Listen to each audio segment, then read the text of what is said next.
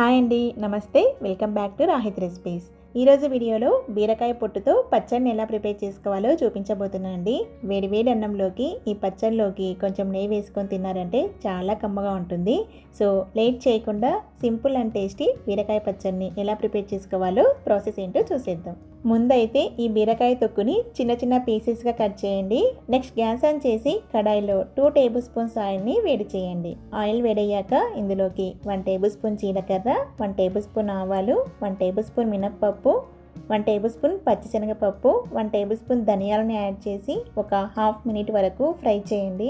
Next ఇందులోకి 10 పచ్చిమిరపకాయలని add చేసి లో ఫ్లేమ్లో 1 నిమిషం వరకు ఫ్రై చేయండి.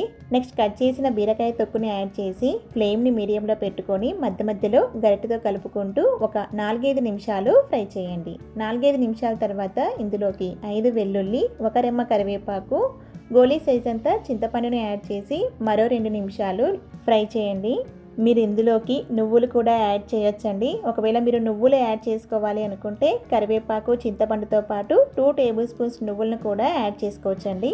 వీటన్నిటిని ఫ్రై చేసుకున్న తర్వాత చివరిగా 1/2 టేబుల్ స్పూన్ పసుపుని యాడ్ చేసి అంతా బాగా మిక్స్ చేసి ఒక హాఫ్ మినిట్ ఫ్రై చేసి గ్యాస్ ఆఫ్ చేయండి. నెక్స్ట్ ఈ బీరకాయ తొక్కుని కంప్లీట్గా చల్లారనివ్వండి.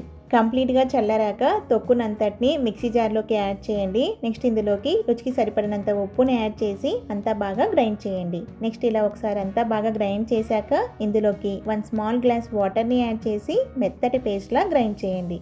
నెక్స్ట్ ఈ చట్నీని ఒక బౌల్లోకి తీసుకోండి. నెక్స్ట్ తాలింపు కోసం ప్యాన్లో 1 టేబుల్ స్పూన్ ఆయిల్ని వేడి చేయండి. ఆయిల్ వేడయ్యాక ఇందులోకి 1 టేబుల్ స్పూన్ ఆవాలు, 1 టేబుల్ స్పూన్ పచ్చిశనగపప్పు, 1 టేబుల్ స్పూన్ మినప్పప్పు, 1 టేబుల్ స్పూన్ జీలకర్రని యాడ్ చేసి ఆవాలు జీలకర్ర చిటపటమనేంత వరకు ఫ్రై చేయండి. నెక్స్ట్ ఇందులోకి 2 ఎండుమిర్చిని తుంచేసి యాడ్ చేయండి. అలాగే 1 రెమ్మ కరివేపాకు యాడ్ చేసి ఒక హాఫ్ మినిట్ ఫ్రై చేసి చట్నీలోకి మిక్స్ చేయండి. అంతే అండి, బీరకాయ తొక్కు పచ్చడి రెడీ. చాలా టేస్టీగా ఉంటుందండి. తప్పకుండా ట్రై చేయండి. ట్రై చేశాక మీకు ఎలా వచ్చిందనేది కూడా నాతో కామెంట్ బాక్స్లో షేర్ చేసుకోవడం మాత్రం మర్చిపోవద్దండి. ఈ వీడియో కనుక మీకు నచ్చినట్లయితే లైక్ చేయండి, సబ్స్క్రైబ్ చేయండి. అలాగే మీ ఫ్రెండ్స్కి, రిలేటివ్స్కి కూడా షేర్ చేయండి. Thank you for watching.